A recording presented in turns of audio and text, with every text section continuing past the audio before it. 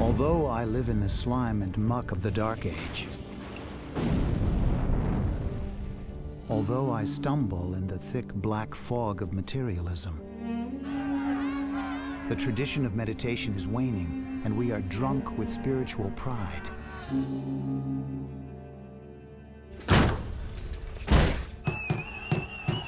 This is regarded as a very dark age and a time in which the world's wisdom has, in some sense, faded. This is the time of hell on earth. Sadness is always with us, and unceasing depression fills our minds. The Chinese had invaded, and there was a time before that when Tibet was really, you might say, a spiritual paradise. But now it was like a hell. The teachings were going to be lost if they couldn't be transferred to the West. And so his whole role in life was to make that transfer.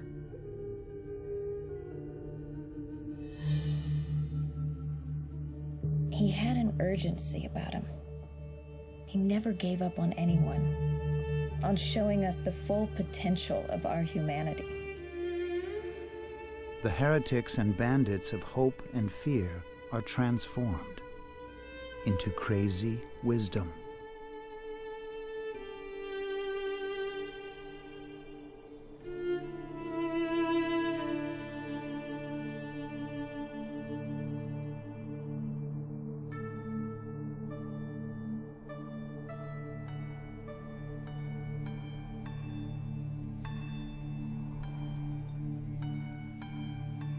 Crazy wisdom person, which is a direct translation from the Tibetan, what's known as Yeshe Cholwa. Yeshe meaning wisdom, Cholwa is gone wild. So in this case, it's a craziness gone wisdom. We had this conversation way back in '72, I think, in San Francisco. We were comparing our itineraries, and I said, don't you get tired of constantly going around? I'm getting a little tired of running around. He said, oh, that's because you don't like your poetry.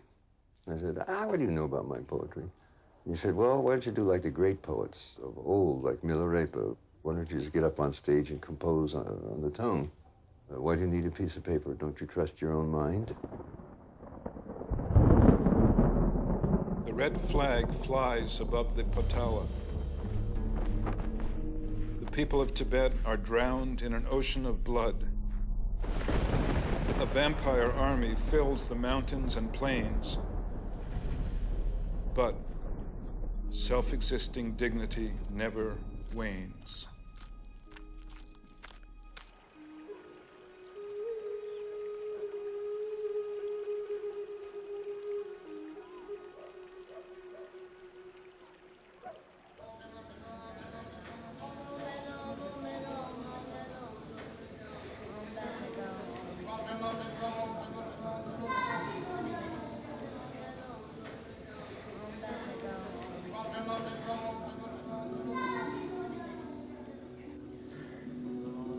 Really, that generation was the last generation that was able to get that full, complete training in Tibet with great teachers.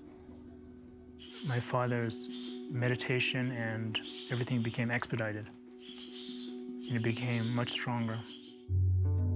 Chogyam Trungpa was assigned a teacher who was an extremely highly realized human being, Khenpo Gangshar Wangpo, which means the Lord of all that arises.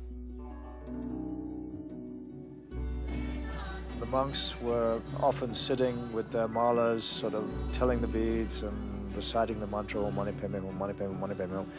And Khenpo Gangshar would come up and snatch the mala out of the hands of a monk and break it apart and say, Om Mani Padme Hum, aggression, Om Mani Padme Hum, attachment, Om Mani Padme Hum, ignorance. So he was like cutting through the fact that they were just doing something by rote, which had no real meaning. They say you must go to see him I don't dare it. I always run away. I can't bear to go to see. He says to do something, I'm terrified.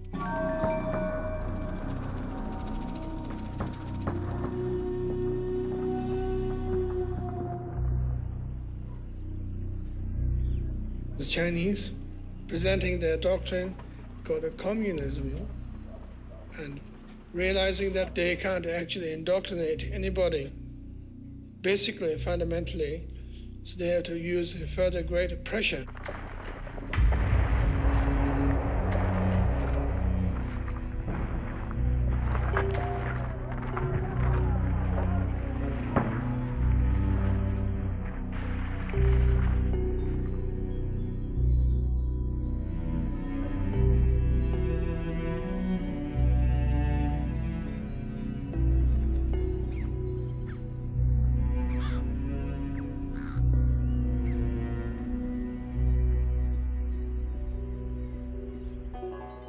Khenpo Gangshar was telling people everything that we've been doing here in terms of Buddhism is over.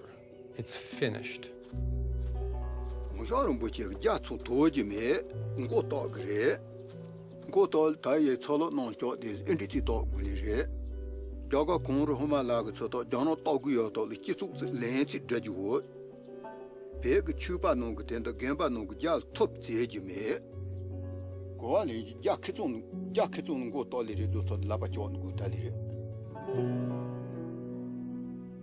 I was forced to leave my country.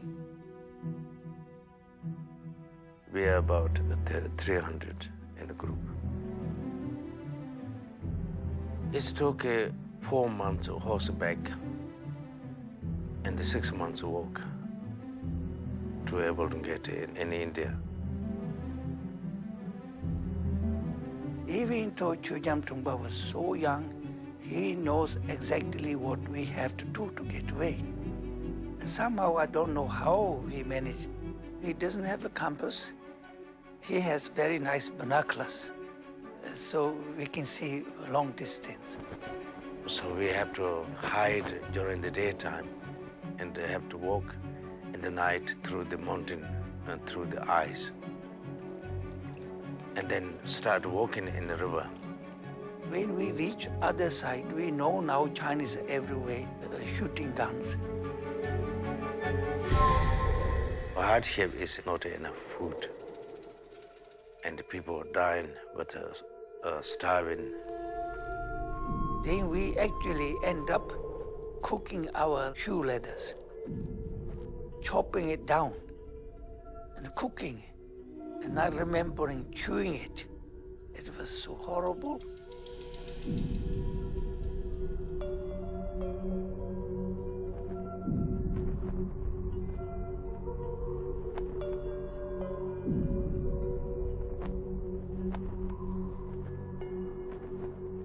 Every of us has weapons. So in our group, nobody killed anything.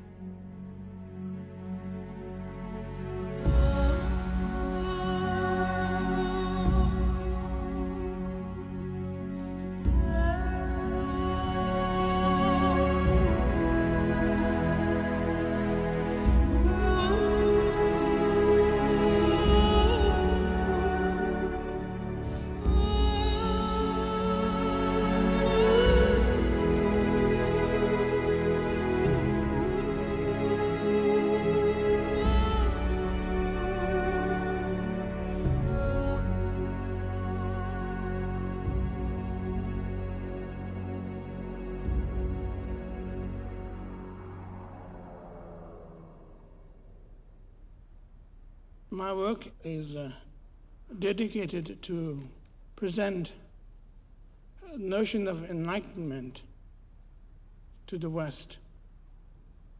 The world is not going to be saved purely by religion alone, but the world can be saved also secular enlightenment. This world does need your help so badly, very badly. And so on behalf of this world, I would like to request you to come and do something about it. It takes enormous faith in people to create an enlightened society. You can't have a partial attitude. And that kind of faith wasn't because we were amazing people. It was because of Trungpa's inherent appreciation for the wisdom of the world. The basic point seemed to be is about this life, not to be cowed, afraid to look at things, afraid to be decent.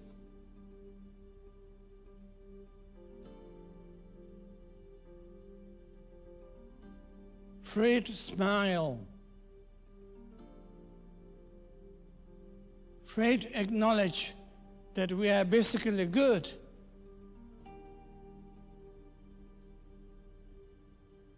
Oh, as Americans call it, chickening out.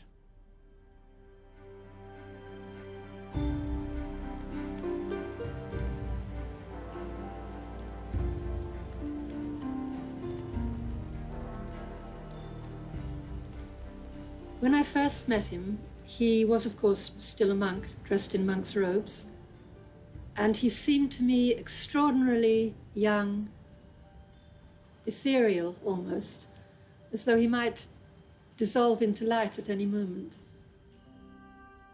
A bit like a flower, a beautiful flower. All his gestures were sort of immaculate. Now I can't actually remember what he said, but we were just overwhelmed by his presence somehow. It seems almost kind of a little naive to say something like that, but there was something very special about him.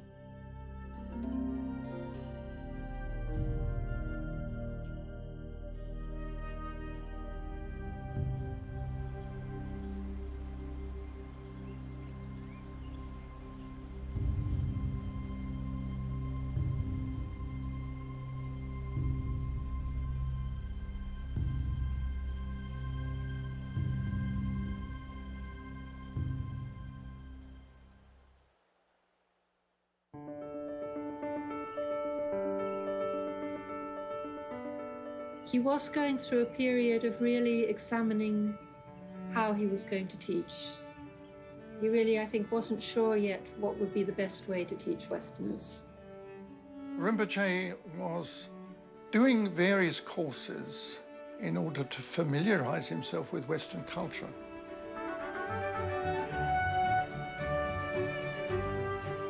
He was trying to gather the experience directly for himself of the suffering of the human condition in the West.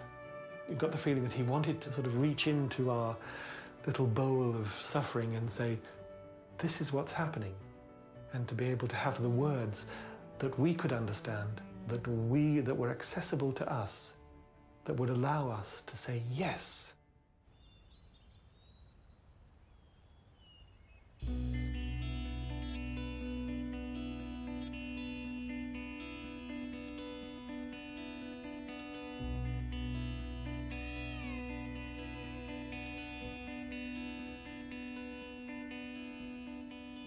There was an article in the then Telegraph colour supplement, and there was a full-page photograph with Trungpa Rinpoche and Akong Rinpoche standing on the lawn in front. And I'd seen it and I thought I had to be with him. So I gave up my job and my house and travelled up to Eskdalemuir. I was studying at Cambridge University, and I decided I'd prefer to go and live with him. I arrived at Lockerbie Station late at night. There was no public transport to Eskdalemuir. And so I walked to Samyaling, and it's about 17 miles, and I think it must have taken me about 6 hours. His injunction to me always was that the major change must always be internal. in that without meditation, there's no progress. The teaching sometimes would be really kind of in the minute, in conversation, in his room, sometimes late at night. That was where I learned most. This got some of us into a lot of trouble because we would then have to sleep late in the morning and not make morning meditation. Rinpoche would leave Samyeling in his monk's robe and change into regular clothes and wander around London a lot. And he said he loved the movie houses because they were dark red velvet, and it reminded him of Tibet. It had the kind of warmth that he was missing. I'd been working in an office as a translator, and he invited me to be his private secretary. He said that he was planning to make a trip to Bhutan and India, and then he asked me if I would like to go with him. Well, of course I said yes. My trip to Bhutan was invitation of the Queen of Bhutan, and I took my retreat in Taktsang, where Padmasambhava actually meditated. Rinpoche said that this was supposedly where Guru Padmasambhava had thrown down his crystal rosary and then it had turned into a waterfall.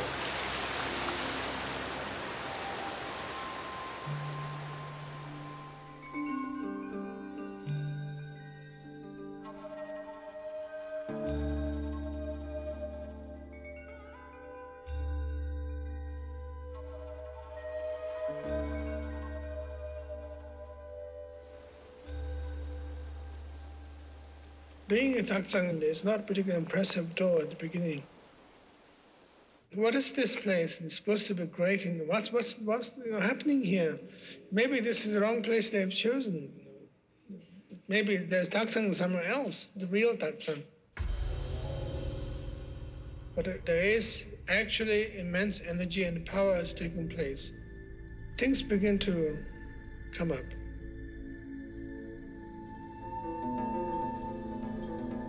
Although I live in the slime and muck of the Dark Age, although I stumble in the thick black fog of materialism, the sadhana just came through without any problems.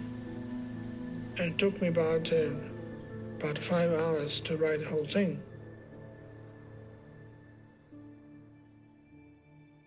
the Dharma is used for personal gain, and the river of materialism has burst its banks. The materialistic outlook dominates everywhere. When the sadhana arrived in his mind, it was a realization. And that's what was written down, the whole idea of a dark age. Spiritual values have been lost. We can see how much damage we've done the planet due to materialism. And the hypocrisy is awesome.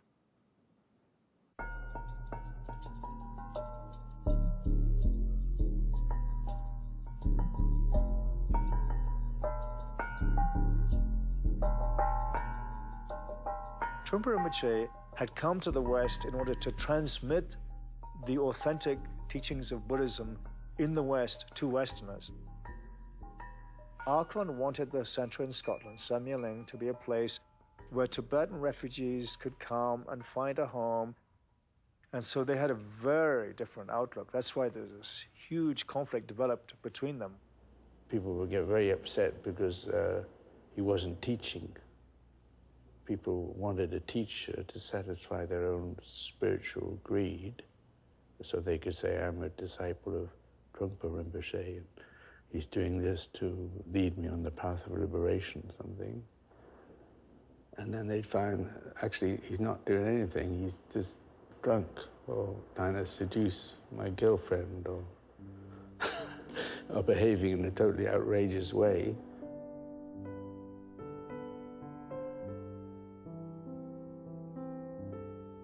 It was absolutely electric.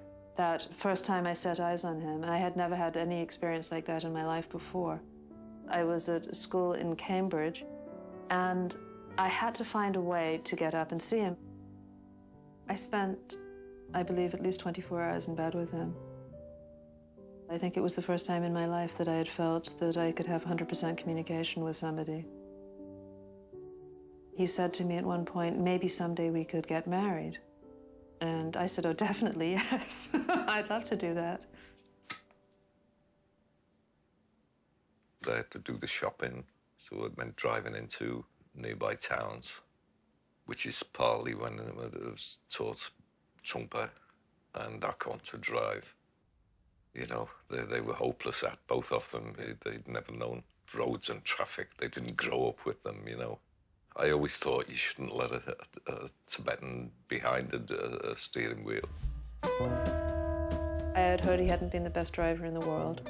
He was driving with a girl in the car, and I don't know if alcohol was involved or not, but the car went out of control and it went through a joke shop window.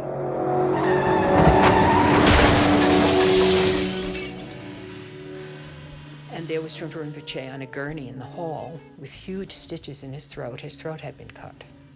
And then a while after that, they discovered that he was paralyzed on his left side.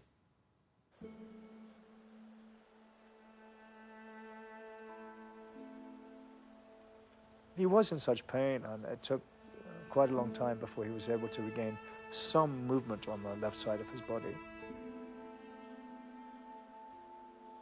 He couldn't cook for himself, or even things like making beds. You know, not that I ever remember him wanting to make a bed, but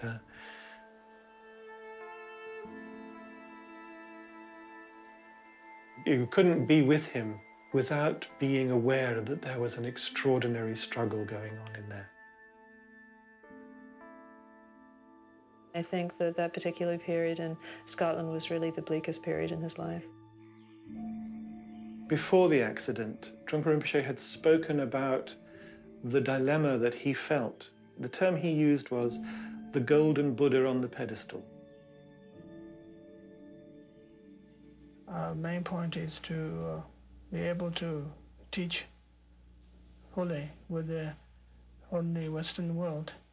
And also there's a general sense of fascination in the people's part. And when you talk to them with the robes on, they don't look at you, or they don't listen to you, but they look at your robe.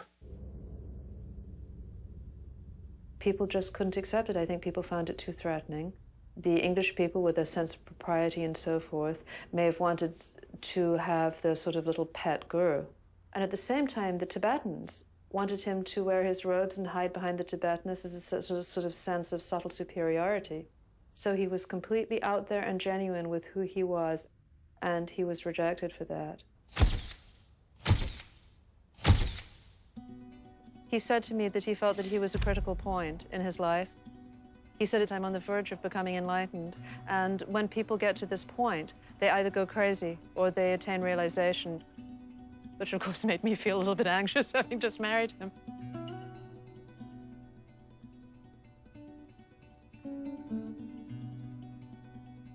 Then it all moved quite quickly. Then it all seemed to be the catalyst for the transformation, the re-emerging into the world, having abandoned the monastic persona.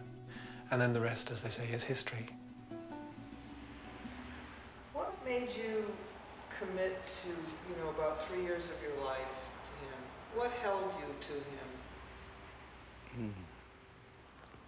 Well, it wasn't me committing. It sounds like I made some generous offer, I wasn't committing. Didn't feel like I was committing my life to him,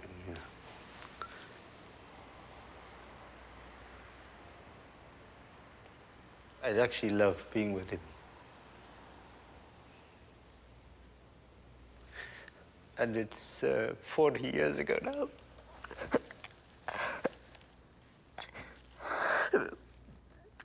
But he was a good friend.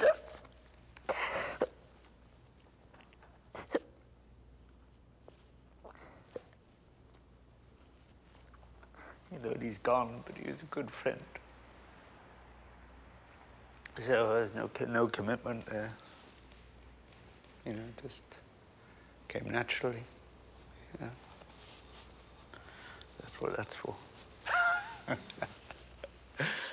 So that's it, you know, he came and he went.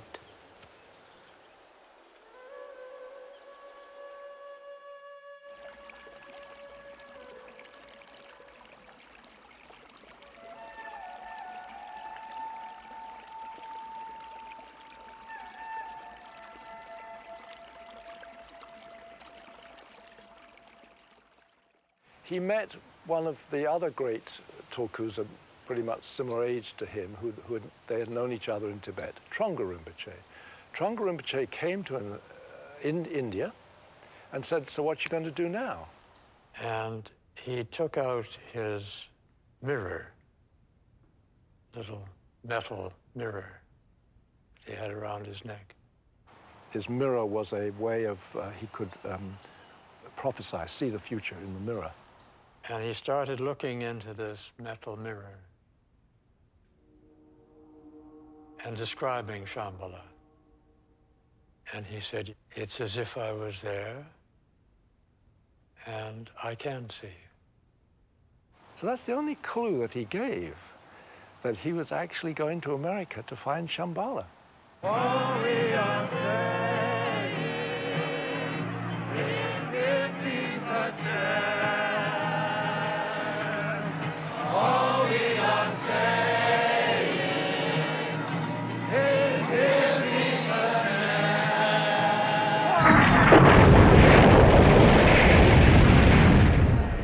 Stop bombing human beings, animals, and vegetation. If Jesus Christ were here tonight, you would not dare drop another bomb.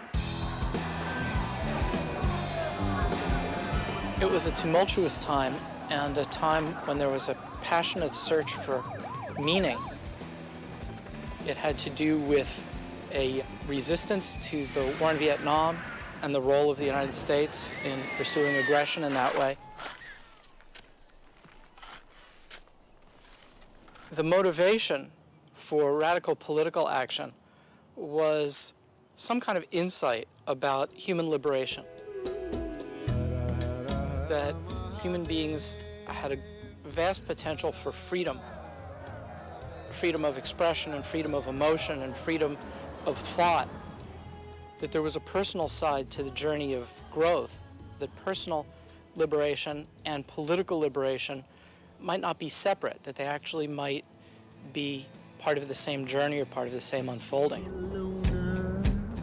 Be an explorer, be a real man, all inform your future. If it's inside, hide it, let it out into the light, be a star fire. In the summer of 70, still a summer of love, we traded our apartment for a car and decided to do a road trip. It turned out really crazy, psychedelic summer. So, we pulled up in front of this filthy, dirty farmhouse, with wrecked cars and washing machines in the front porch and hippies wandering around, just shabby, rundown house. We knocked on the door, and this woman was there, Fran. And she said, "What do you do?" And I said, "Well, I'm like an art guy." She said, "Oh, my God, come with me right now." And she took me into this little room in the back, and she opened the door, and she said, "I found him." And he said, "Oh, I've been waiting for you. Sit down." He thought he had asked her to go and find somebody that could draw. There was a weekend program happening called Work, Sex, and Money. And I thought, I'm interested in those things, not necessarily in that order. I really didn't think of him as a Buddhist.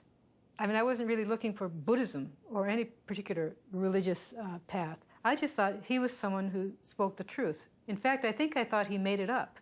He just happened to be someone who was so insightful that he could just point out the nature of reality. When we talk about a tantric tradition, we are not talking about a purely playing with sex, or aggression, or colors, phenomena world. We are not talking about those areas yet. We have to be very, very concerned with the fundamentals of the whole thing, rather than the whole thing is going to be okay and groovy. And don't worry. If you worry, that's your problem. But if you don't worry, everything's going to be okay. Let's dance together. Let's play the music together. Let's drink honey and milk.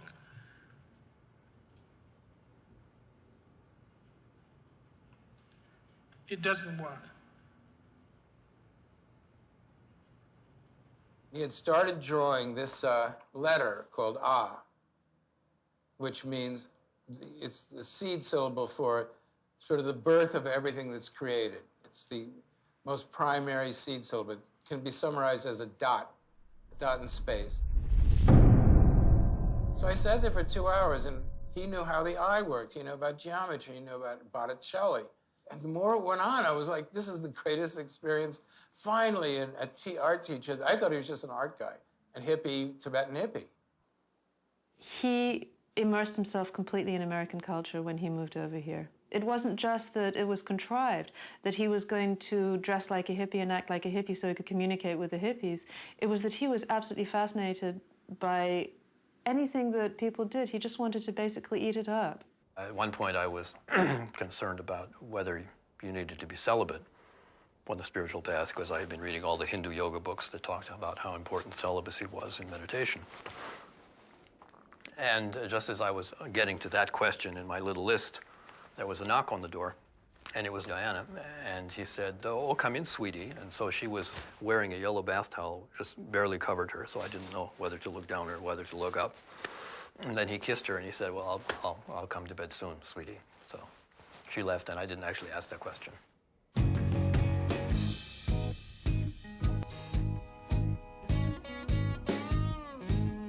He taught by being a human being. He never said, "Follow me, imitate me." He said, "I am completely who I am, and I want to help you understand how to be completely who you are." And he said, just study the Dharma, which is the truth of trusting who you are, discovering your own fundamental goodness, discovering your natural wisdom, and discovering the importance of being compassionate. That has nothing to do with religion. The shrine room was the attic of an old farmhouse, and holding up the roof, seemingly, were these posts. Well, the posts became the favorite spot for people to lean up against during sitting meditation practice, so that they could doze or just hold themselves up and sort of, be lazy about it. So one day, we go into the shrine room, and they're gone. And it was him. He had been there 2 weeks earlier and said, "Take them out," unknowns to us. So how he often would work is that there would just be, most of the time, just a quarter turn of the screw. It wasn't a big thing. It was just suddenly like, where you used to hang out so that you could slump was no longer slumpable. So now you had to actually sit up.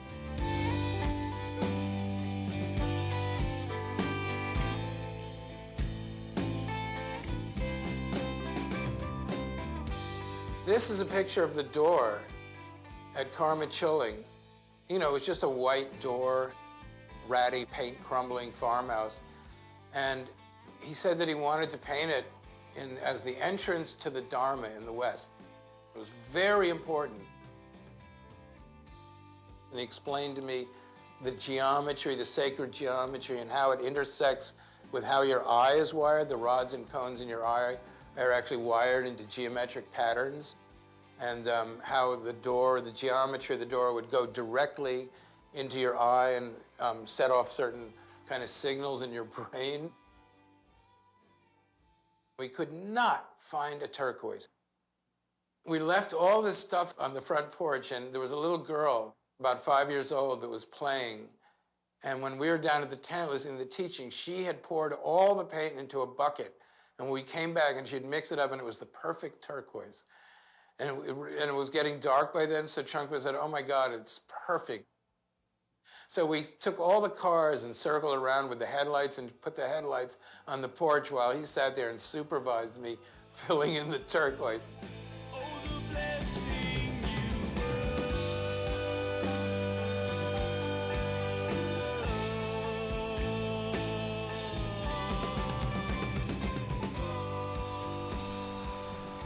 There is a legend of the Buddha. Wherever he stepped, lotus flowers bloomed. Almost wherever Trungpa stepped in America, Tibetan Buddhist centers sprang up.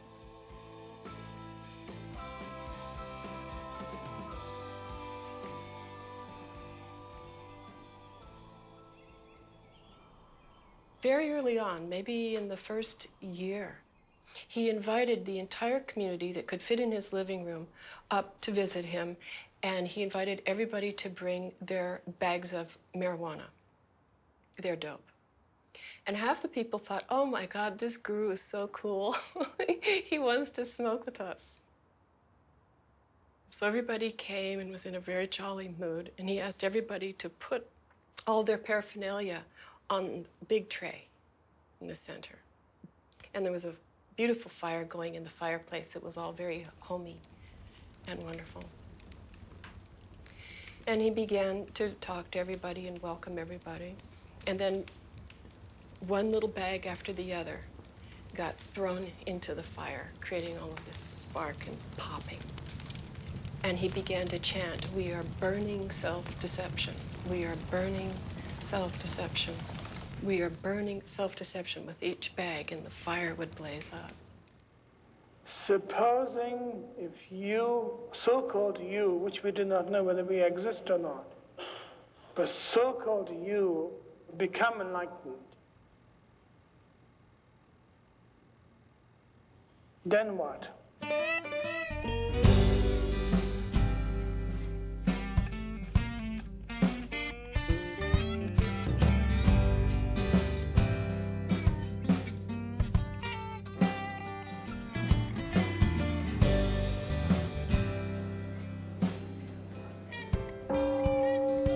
Of course, automatic answer is then, of course, I become a Buddha, enlightened one. You are about to become egomaniac. You are becoming egomaniac. Not only you are about to, that you are thinking that you could become the Buddha himself.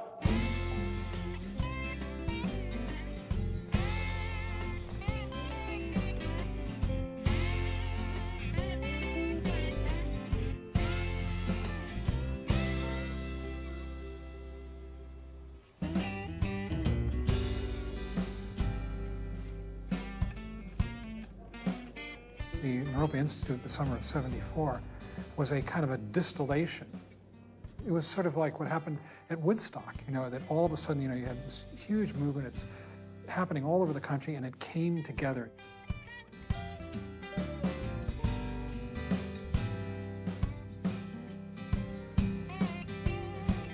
We didn't have a building. We didn't have desks. We didn't have telephones. We didn't have stationery. We had this idea, vision. We invited religious figures, including Native American teachers, Zen teachers, Hindu teachers. Were invited superstars such as Ram Dass, who arrived with a retinue of love and lighties, as we call them, dressed in white.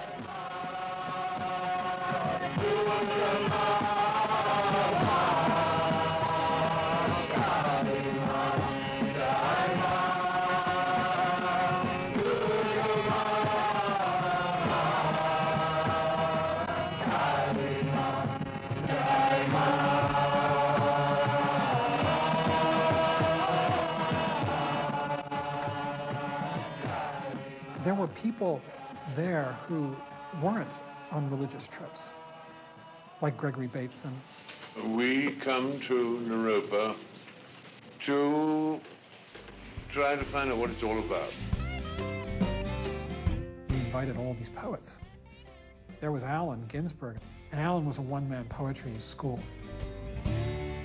Alan. Do you relate to American jazz, blues, rock and roll as having possibilities? Maybe jazz has more possibilities, blues have more possibilities, but rock and roll has lesser possibilities. And why do you feel that? Well, it is a question of actually indulging individual sense perceptions. It is too Coca-Cola oriented.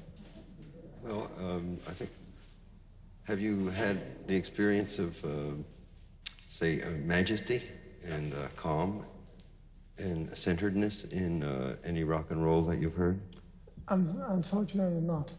I tried, it's very hard, Alan. I tried very hard. I thought at some point I was missing something. Yeah. But then it turned out to be I wasn't missing anything at all.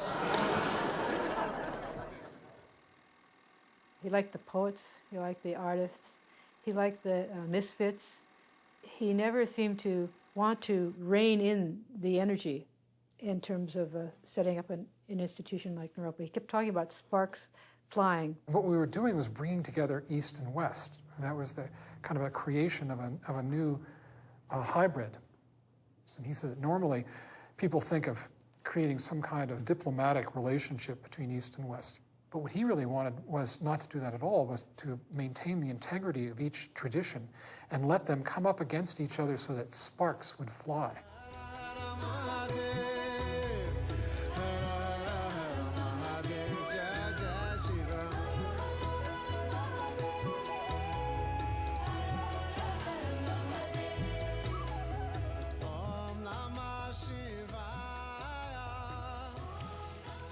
The water is so lovely, so lovely. It's like love. When I arrived at Naropa, schedule was set, and I was put on Monday, Wednesday, and Friday, or something like that. And Trungpa has Tuesday, Thursday, and Saturday. We were both going after truth, and his way of going after truth was Buddhist, and my way of going after truth was Hindu. The people liked getting both sides, and I was fascinated with they were like there was a tennis match. They were like, you know, they were. Trungpa said this, and around us. If we're going to discuss spirituality at this point in this particular class, I feel very nervous myself, and so should you, that we are not building mutual deceptions between each other. We have coined this word called spiritual materialism.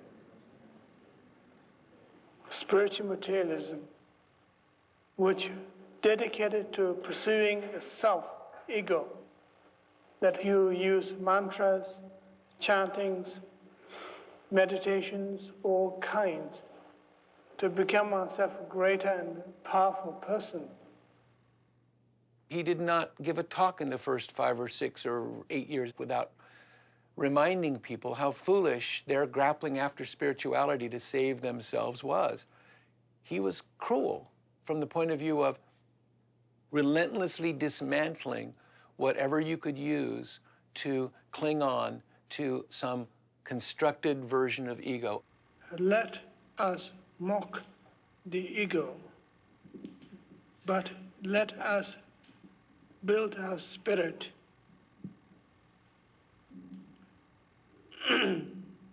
Spirit, in this case, as a sense of inquisitiveness. There's something might have happened. There's a possibility of something's taking place. But ego's approach is that going to be good for me? Should I do it? Shouldn't I do it? If I get it, how much it is money's worth, so to speak. Trungpa was the head, and I was the heart.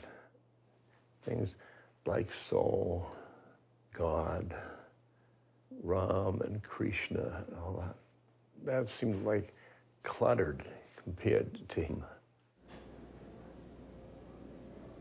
It is absolutely important to make the practice of meditation is a source of your strength, source of your basic intelligence. And think about that. You know there's such a possibility you could sit and do nothing for 20 minutes, 10 minutes. Just sit and do nothing. You can think about Naropa Institute while you're sitting. If you're not, you shouldn't be too embarrassed to tell that message to your parents, your relatives, your friends, that you've learned a very valuable message. that you can actually survive by doing nothing.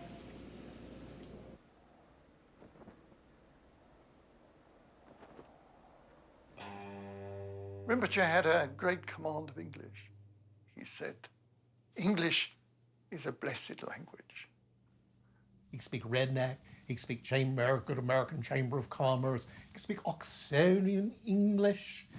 But it wasn't just a mimicry. His mind sort of entered into the American mindset and realized you had to do it through language.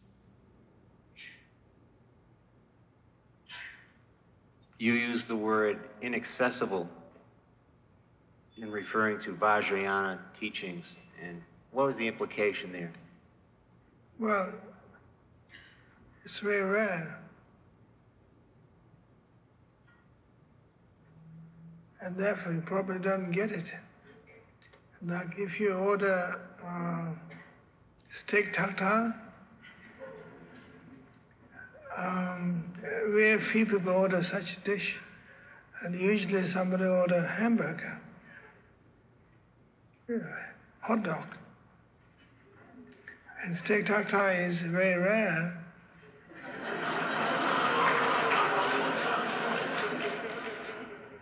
And a crucial moment came when the great 16th Karmapa, who was the head of Chogyam Trungpa's lineage, is coming to the United States. He tells, like the students, this great news, the 16th Karmapa is coming, and the response is, groovy. But do we really have to vacuum for him?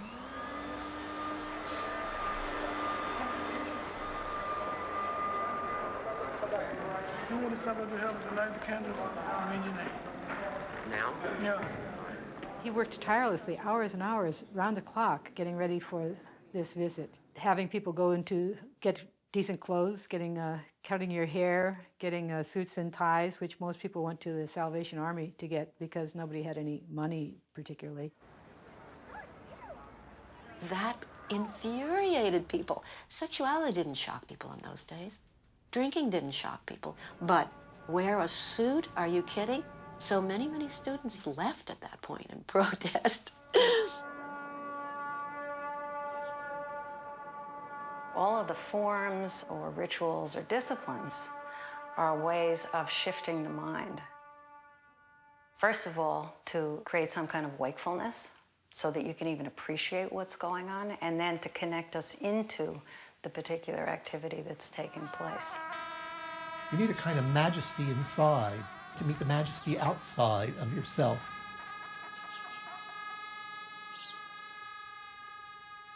What you have recommended to us is that we should cut off our long hair, put on neckties, and re-enter the mainstream of American institutions and attempt to exert a wholesome influence from within. That's right.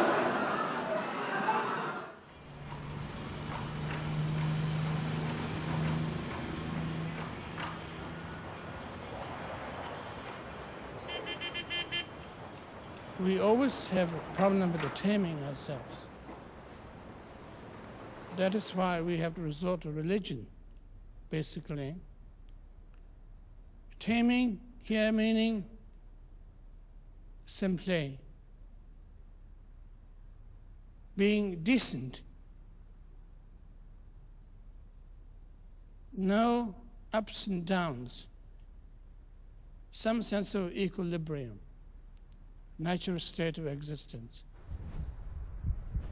That kind of training demanded a teacher who was hard to be around a lot. Once I asked him, why don't more students just come see you, knock on the door, call you on the phone, come over? And he said, I feel that it is because there's fear in students of becoming unmasked, exposed. This was a very important principle for him. People having the courage to work with their own self-deception. Where does purpose and motivation come in the enlightened mind that is free from desire and striving? where does his purposes come from?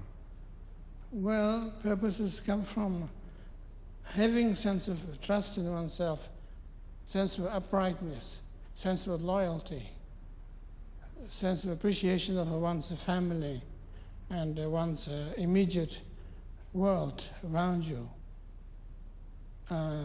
There's a cloud in the sky, and the sky is blue, and the sun rises beautifully in the east, and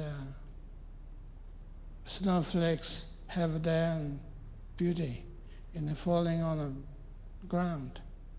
And everything's perfect. Pretty much.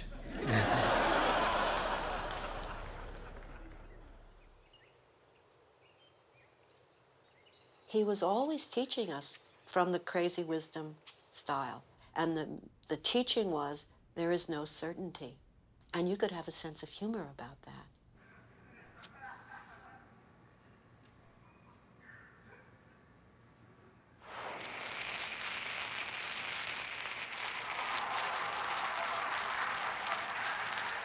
We don't want to really be fully sane. And that seems to be our problem usually, that we can't handle too much sanity. And we would like to have a little corner of neurosis somewhere, even in our pockets, just a little puff here and there. So if you find too much sanity, you say, boy, it was heavy.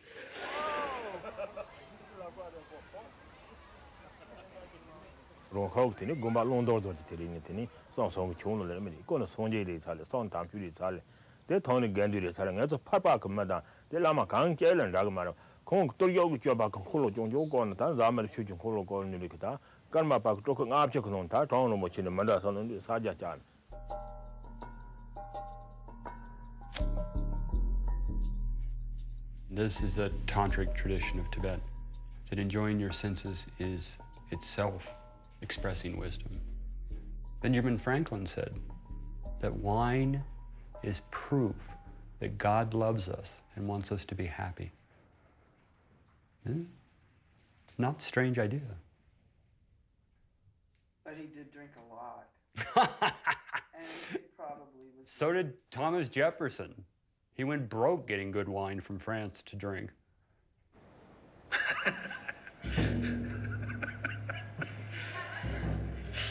It was safe to say that his level of awareness in the environment was unaffected by the alcohol.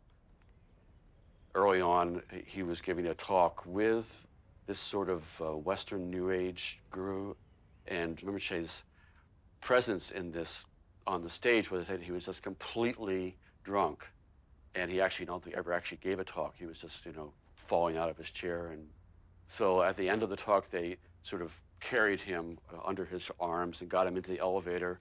And he got in the elevator, he stood up straight, and he said, "How was that?" He wasn't drunk. He hadn't lost it at all. But that was how he chose to relate to this charlatan.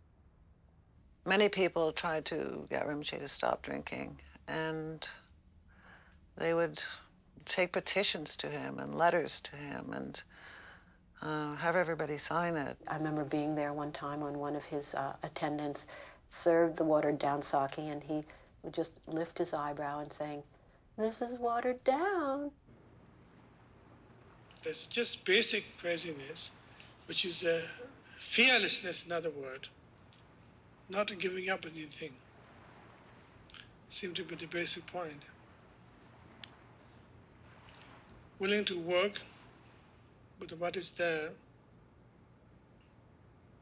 on the basis of primordial wakeful quality.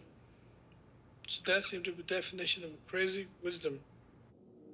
Trungpa, wild and woolly, the sexuality issue, the alcohol issue. I did basically defend it, actually, because I like Tibetan Buddhism, and I know there is such a thing as crazy wisdom. But I had to acknowledge certain flaws, I believe. For example, he passed away, I believe, at 47. But anyway, he could still be doing fantastically useful work if he had not gotten addicted to alcohol. Definitely. Whatever the exact diagnosis was, he definitely drank too much. People say to me, how could you follow a teacher like that? Or how could an enlightened person do that? I do not know. I can't buy a party line where I say it was sacred activity or something like this. Come up with ground to make it okay. I also can't come up with ground or a fixed idea to make it not okay. You know, I'm really left in that I don't know. I don't know. But I can't answer the relative questions because he defied being able to answer them.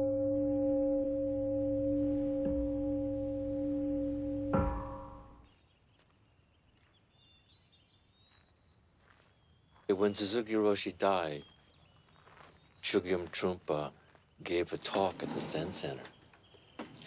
And as he was giving the talk, he said that Suzuki Roshi was a very great teacher and a very dear friend.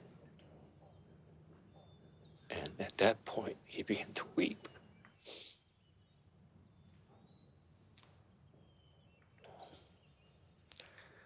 So he could probably just sense and see that we were trying to hold ourselves back, and it gave us permission for all of us to weep.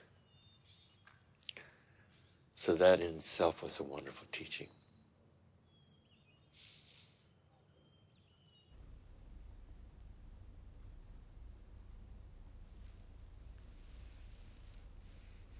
Most cultures at their inception had some kind of idea of trying to bring out the noblest part of the human spirit.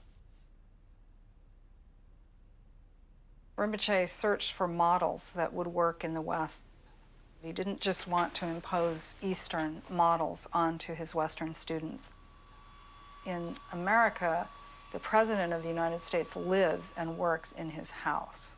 And in Europe, the place where the monarch lived was also the seat of government. So that's one thing. I think he realized that that was a powerful model that had already existed.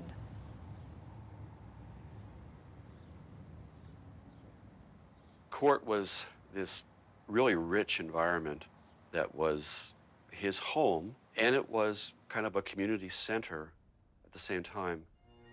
In Boulder, during Rinpoche's lifetime, my main role was the master of the household, was my title, of the Kalapa court. Like a typical evening at the court, the music being played might be Mozart, Handel. He loved Handel's water music. Crisp, tongue-in-cheek, British formality. Call each other like Mr. Peisinger and Mrs. Fordham. This is not just like saying a nice thing, but that anything and everything can be met. When we meet it with awareness, there's potential to uncover some kind of power. And therefore, there is nothing that is outside of the practice. Therefore, he introduced almost a practice for anything. Absolutely anything. You know, drinking a cup of tea, combing your hair, putting your underwear in a drawer. One time I had the experience of watching him set the dining room table, and it took 3 hours because it was like a work of art to set the dining room table.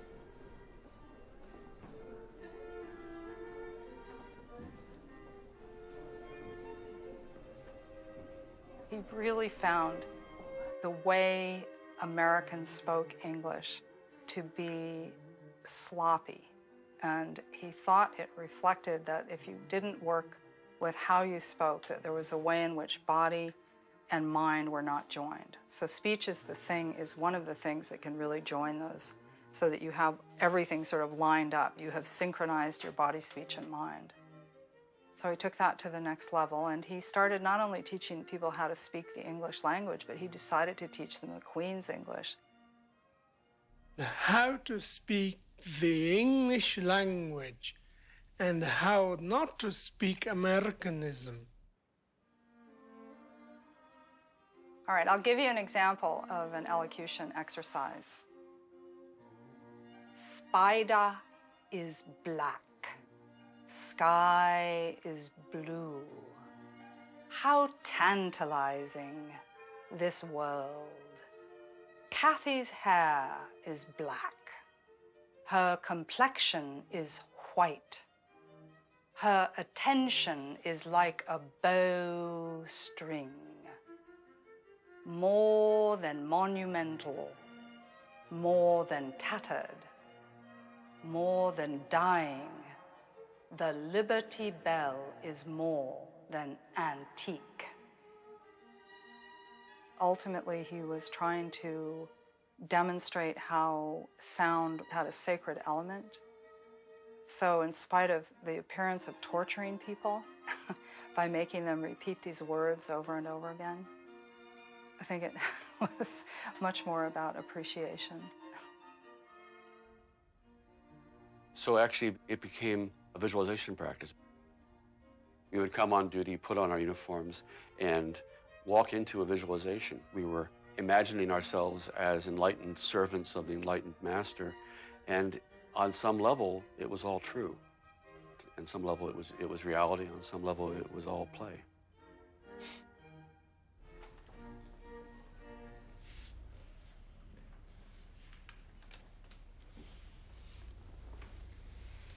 He said that in order to create an enlightened society, you have to change the culture.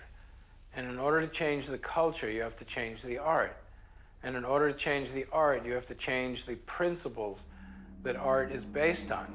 And those principles, he said, should be the principles of Dharma art.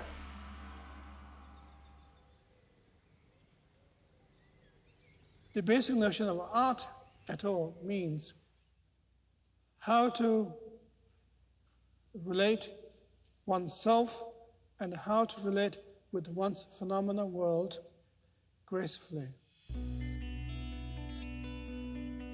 Dharma art, rather than looking at a painting of a river, is more like being in the water, in the river.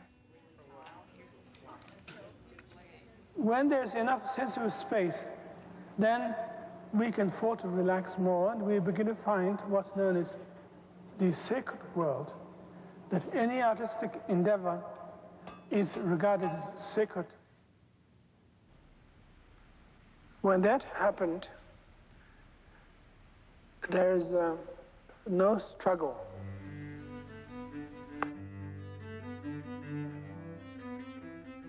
The idea in Dharma art is to receive images. It's not an ego trip. All you did was see it and bring it to the surface. You sort of caught the fish. You didn't create the fish, you know?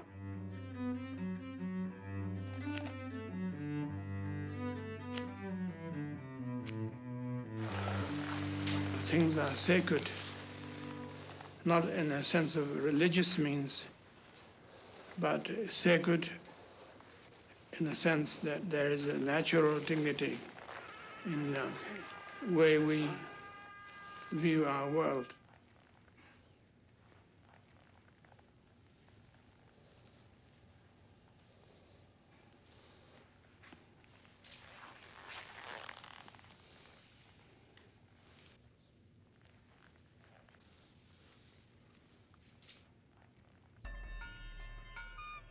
He was sitting up on the altar of this church smoking cigarettes, and someone asked him a question to talk about aggression in America. He said, "I want to talk about the aggression in this room." Ready! Fire!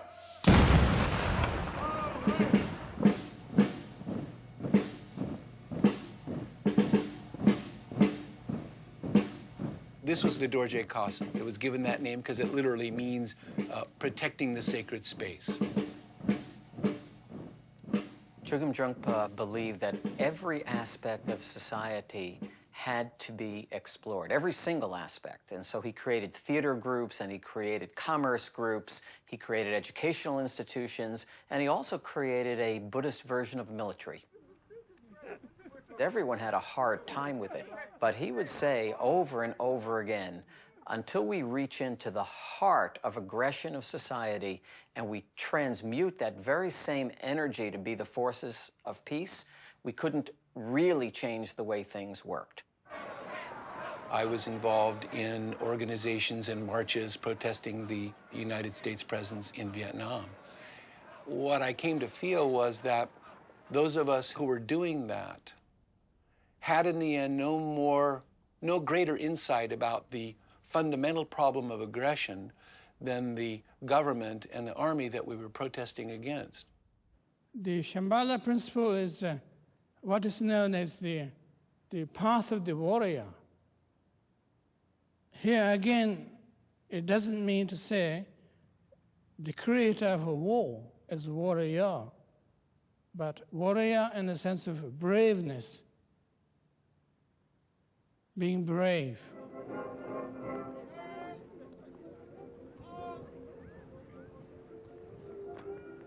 We would drill for hours in uniform, and occasionally we would have visitors, and one of those visitors asked him once, "Why are you doing this military thing?" And his response was that someday people will see the Dorje Kasung marching down a street, and it will cause them to feel like they want to smile. And at that point, we'll actually have changed something at the core of the modern society, of the problem as it was. It took us 10 years to figure out that he was teaching traditional Buddhism.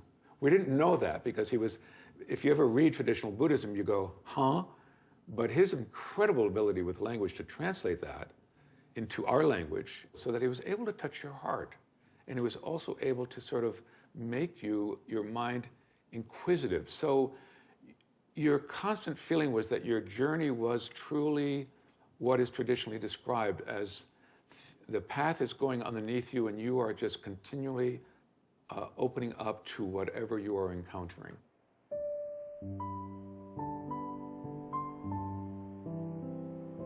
First time I met Trungpa Rinpoche, John said, "Rinpoche, I'd like to introduce you to my wife Agnes." And Rinpoche looked like this, and he took my hand and he said, "Hello." And then he turned to John and said, "I find your wife very attractive." And I leapt off the floor and jumped in back of John and looked at Rinpoche over John's shoulder, thinking, what is he talking about? Or who is this man? Lots of his students were his lovers, and that was known. My impression as I sort of looked at your community was that this was like part of what went on, and it was certainly open. You know, I remember watching Rinpoche with his entourage, and you could just sort of see who was who, you know, in the entourage. Of course, in the Zen world, you know, things were more hidden, I think we could say. And so the issue there became more that things were hidden. Can you push down a little bit, sweetheart? How do you say sweetheart in Japanese?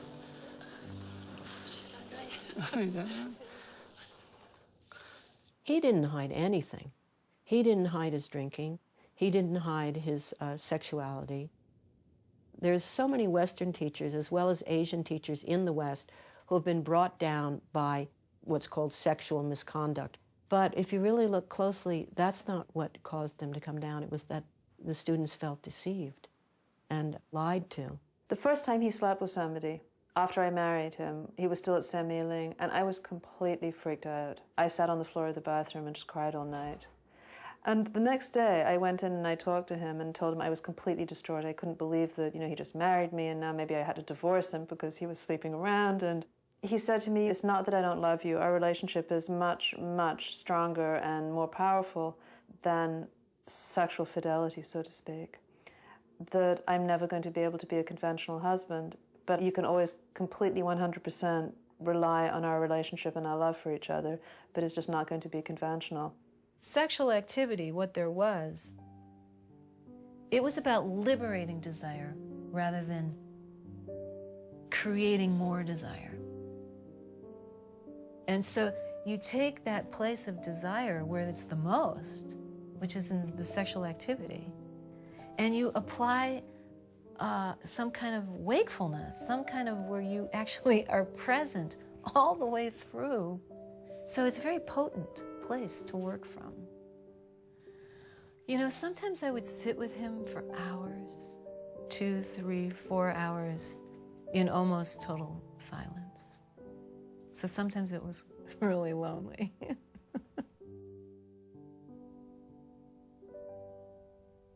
You know, my husband, Jonathan, has always said, and we were married, so those weren't easy times for him. And he's always said, and not always in an enlightened way, I'm second to the teacher. I'm second to the guru. And it's true. I was jealous. It was much more of, you're able to have a special relationship with him, and I can't. Actually, calling it a relationship is even tricky because there wasn't that kind of solidity to it, really. We're not talking about the person, Trungpa Rinpoche, but we are talking about the manifestation of that mind, which sees reality as it is and is able to wake people up, but only because you share that mind. In the West, it's easy to misunderstand devotion in the Tibetan tradition. It looks from the outside as if there's this great, great person and then these little people falling at the great person's feet. But in fact, the tradition itself is very clear that the teacher has nothing more than the student, that the wisdom exists already. It is, we're born with it. We die with it. We can't get rid of it. We can't get more of it. The teacher points that out. And the student gradually comes to that understanding, and the minds meet.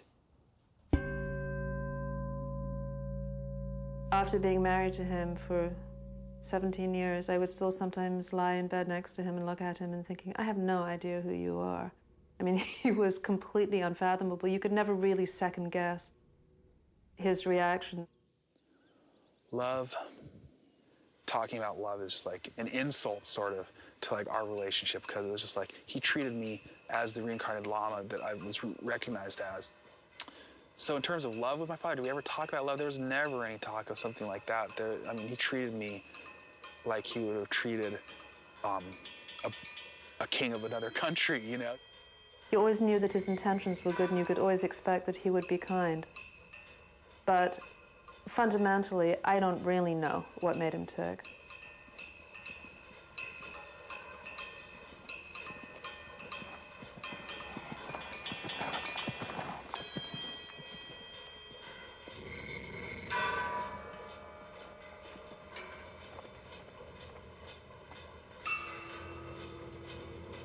When I ride a horse, I hold my seat.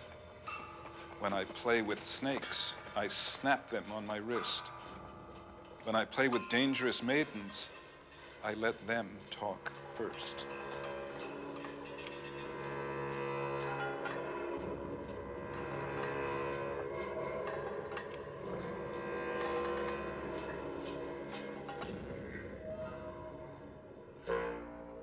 Crazy wisdom, as I understand it, means not planting your foot firmly either in the material world or the spiritual world.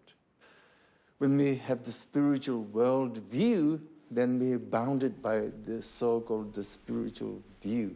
And then when we are materialistic, we are bounded by the so-called materialistic view. But if you go beyond that, if you take this extra leap, then that is the crazy wisdom leap. It's like taking a leap into the abyss, but it's not the abyss of nothingness, it's the abyss of reality. he could have had, I think, success without fully committing himself in the way he did. Could have had a nice community and a good life, as it were, but he really never thought about his own self-preservation.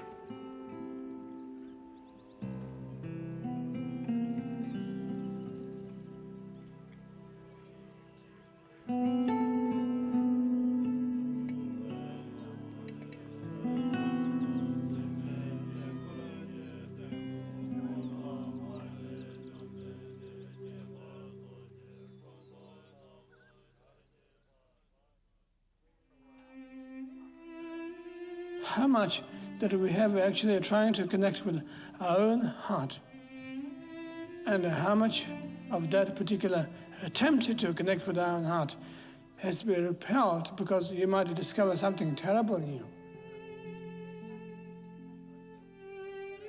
He taught me so much. He taught me everything that I know about art.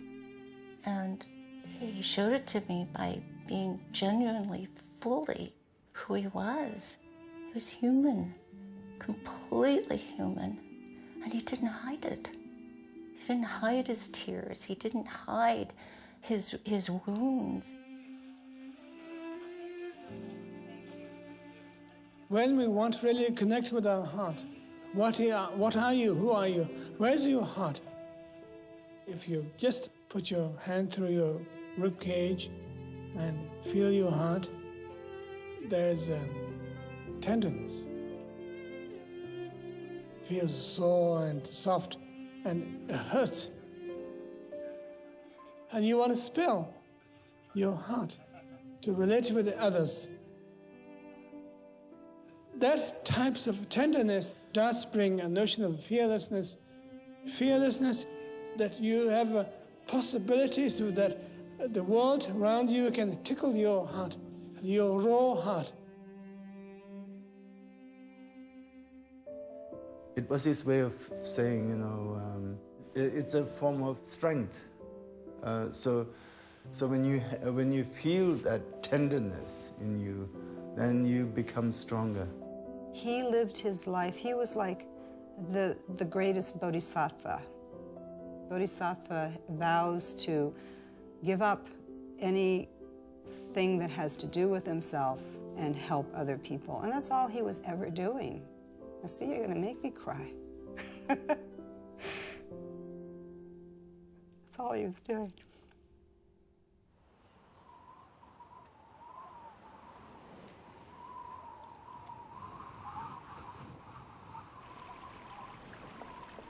I can't believe I went to the hospital and I had some question about the interior decoration of A Suite on Tower Road. And Rinpoche was dying, and I went to his bedside, and it was like, well, I know he can't hear me, but I could kind of verbalize my thought, and maybe I will receive some kind of answer about what should happen in this case. And it was almost like a television screen came up in front of me, and it was static, black and white static all across it. You know, it's over. No more questions. A belt of pack ice covered 3/4 of the harbor and extended nearly 8 nautical miles out to sea. Pack ice is common at this time of year, but it rarely reaches Halifax. The whole kind of seacoast, when you looked out, it looked all frozen and cold. And that's how we all felt because he was passing away. He opened his eyes and almost sat up. Everybody was kind of waiting for that moment. Everybody got the message that he was communicating with us, that this was going to be it. There's a moment here that this is going to be my last word, and it's going to be to you. It had that feeling, everybody waiting. In heaven the turquoise dragon thunders, the tiger's lightning flashes abroad. And at one point we started to sing the anthem, the Shambhala anthem. But nobody, I don't know how it started, maybe someone said, let's sing the anthem. we sang the anthem. And it was kind of like, it was like our last offering to him. Fearless the warriors of Shambhala, majestic. He opened his eyes and he looked around the room. And as the anthem finished, he took a few more breaths. And with each out breath, we'd be waiting because we didn't know whether there'd be another one.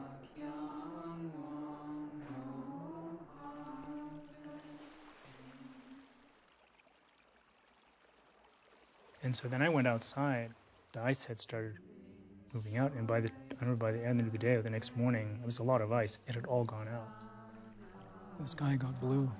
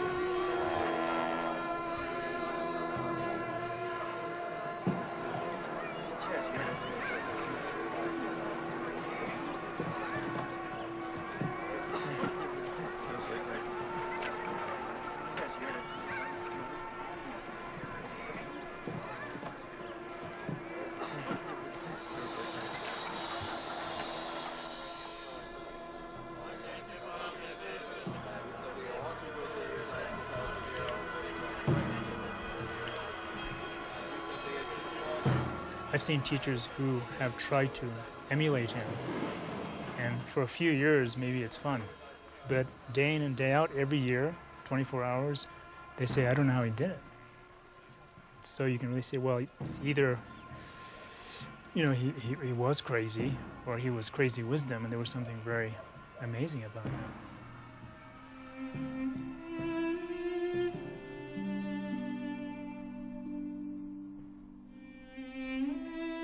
Even in a film like this, if the message were to be conveyed that he was about being defined or framed in any way whatsoever, that would defy the whole purpose of his life, which was to allow ourselves to be unframed and fluid and allow others, you know, to come forth in their sort of basic goodness.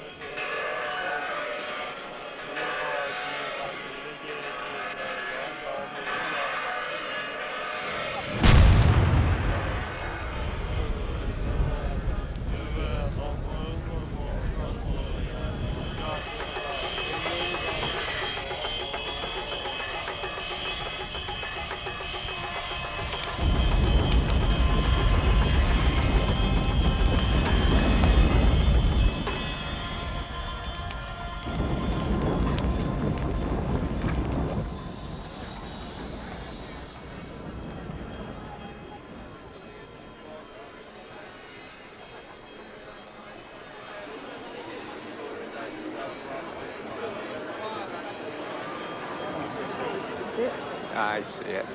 I'm not convinced that it's phenomenal. One completely around the sun, and there's one right over there.